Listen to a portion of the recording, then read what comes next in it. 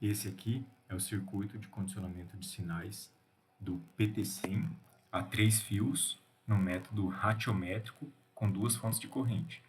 Então, inicialmente eu vou explicar o porquê das duas fontes de corrente, depois o porquê do método ratiométrico e, por último, mostrar uma possível implementação mais barata para essas duas fontes de corrente.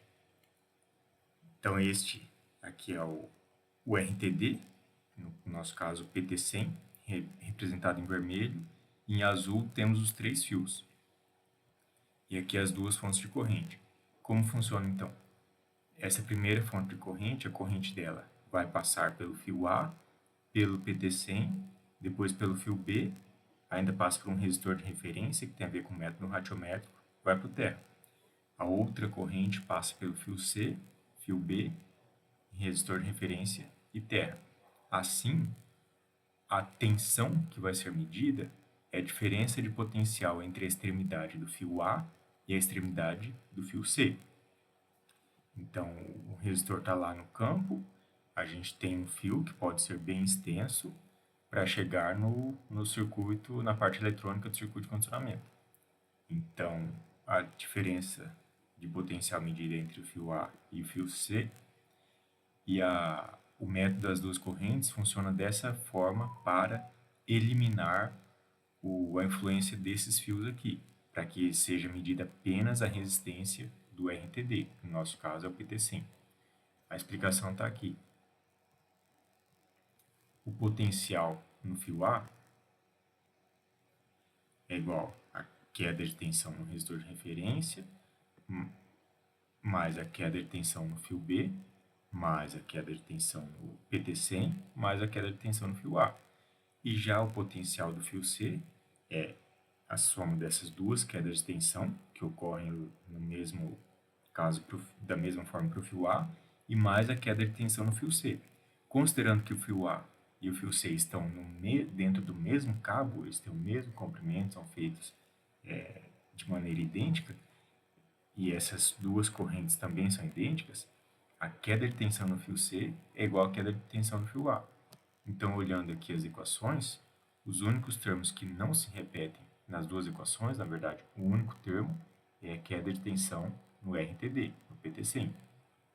Portanto, subtraindo as duas tensões, a tensão que vai ser amplificada pelo amplificador de instrumentação é só essa queda de tensão no PT100. Depois disso, é necessário aplicar um ganho, né, a partir desse amplificador de instrumentação, e a tensão que vai ser enxergada vai entrar no conversor analógico digital é justamente a tensão no PT100 vezes um ganho. Agora a gente vai entender o motivo de ser o método ratiométrico, que é onde entra esse resistor de referência aqui. Esse resistor de referência é um resistor de precisão, então dá para usar um resistor com 0,1% de precisão, no caso de exatidão, e então a queda de tensão nesse resistor, ela vai ser utilizada como referência para o conversor analógico digital. Por que disso? Porque é a queda de tensão nesse resistor aqui, se houver alguma oscilação na tensão de alimentação do circuito, a oscilação de tensão aqui vai variar da mesma forma proporcionalmente à oscilação de tensão que ocorreria nesse resistor, porque os dois, a corrente que passa pelos dois é gerada da mesma maneira. E se o conversor analógico digital estiver sendo alimentado pela mesma referência, a oscilação da tensão de referência do conversor analógico digital e a tensão que está sendo aplicada nele, que está sendo medida, a oscilação vai ser igual, portanto, no final das contas, o que está sendo medido mesmo pelo conversor analógico digital é uma comparação da resistência do RTD com a resistência de referência. Então, o que importa é manter essa resistência aqui com um valor bem preciso e que não varie, que a gente consegue obter mais facilmente, mantendo uma pequena constância, uma pequena estabilidade de temperatura no circuito e tendo uma resistência de precisão, esse valor aqui vai ser muito fixo. Então, o que eu estou comparando é resistência do RTD com essa resistência de referência. Isso elimina qualquer possível oscilação na leitura devido à oscilação da tensão de alimentação do circuito. Como que isso acontece? Lá no conversor analógico digital, a saída dele vai ser a resolução, o número de bits, vezes o valor binário, que é 2 elevado ao número de bits, vezes a comparação da tensão de saída do amplificador com a tensão de referência.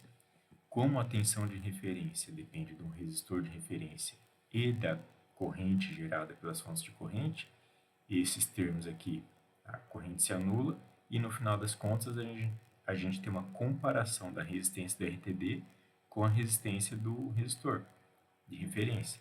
Assim, são anuladas possíveis oscilações na tensão de alimentação, tanto a alimentação do circuito das fontes de corrente, quanto a alimentação do próprio conversor analógico digital.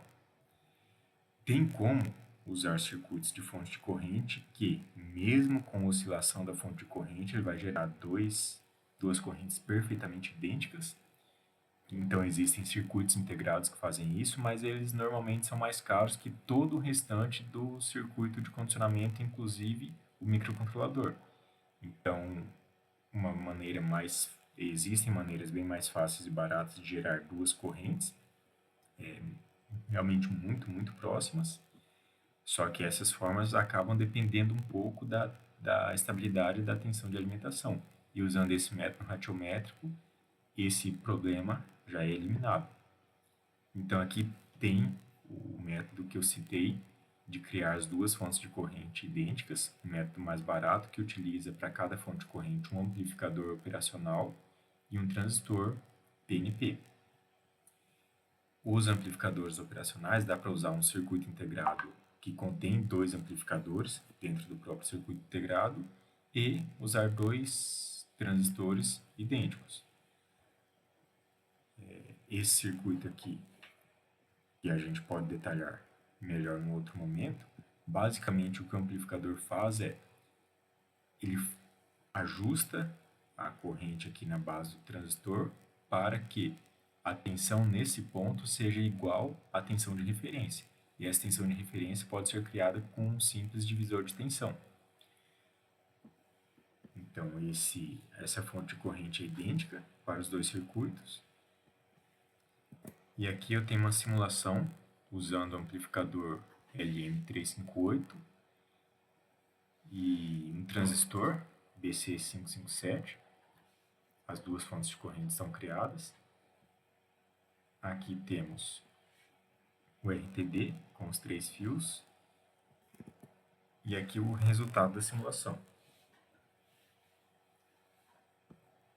Aqui em azul temos só uma outra explicação. A tensão de alimentação do circuito. Aqui nós temos tensão simétrica para os amplificadores e uma outra tensão de alimentação para o restante do circuito, que não é o melhor. Ela é de 5 volts, mas tem uma pequena oscilação de 0,1 volts, uma frequência de 1 kHz. Então, ou seja, tem uma componente senoidal, 0,1 volt de amplitude a 1 kHz. Então, se a gente observar a tensão no fio C, em azul, ela dá uma pequena oscilada. A tensão no fio A também dá uma pequena oscilada, essa verdinha aqui. Consequentemente, tensão de referência no vermelho também oscila. E aqui, melhor no gráfico de baixo, mostra melhor a diferença entre as duas tensões, a tensão que está sendo amplificada. E aqui, que está bem no meio da tela, são as correntes. Corrente dos dois transistores, elas são idênticas, só que não são perfeitamente constantes. Aqui está 1 mA, 1,1 e 0,9 mA. Então ela oscila, uma oscilação menor que 10%, deve estar próximo de meio, 0,25%, mas ela oscila. E no final a gente vai ver que mesmo assim a leitura do AD, do conversor analógico digital vai ser perfeitamente constante. Aqui embaixo, em azul, temos a diferença de tensão nos dois fios, ou melhor, que vai ser, no caso, a tensão amplificada, tensão de entrada do amplificador. Ela oscila, ela está em aproximadamente um pouquinho abaixo de 100 mV, sobe até um pouco mais de 100,1 mV e vem até um pouco abaixo de 98 mV. Então ela oscila aqui, mas aqui no final eu tenho tensão no fio A menos tensão no fio C, dividido pela tensão de referência, por 2, vezes 15. Aqui eu chutei um ganho 15, só porque a resistência que eu ajustei aqui é 15 vezes maior que a resistência do PT100, a 0 graus, né? Então a gente vê que o ganho fica, ou melhor, o ganho não, a saída do PT100 fica perfeitamente constante. Saída do ADC, desculpa, fica perfeitamente constante mesmo com a oscilação da tensão de entrada do amplificador, porque a tensão de referência oscila da mesma forma.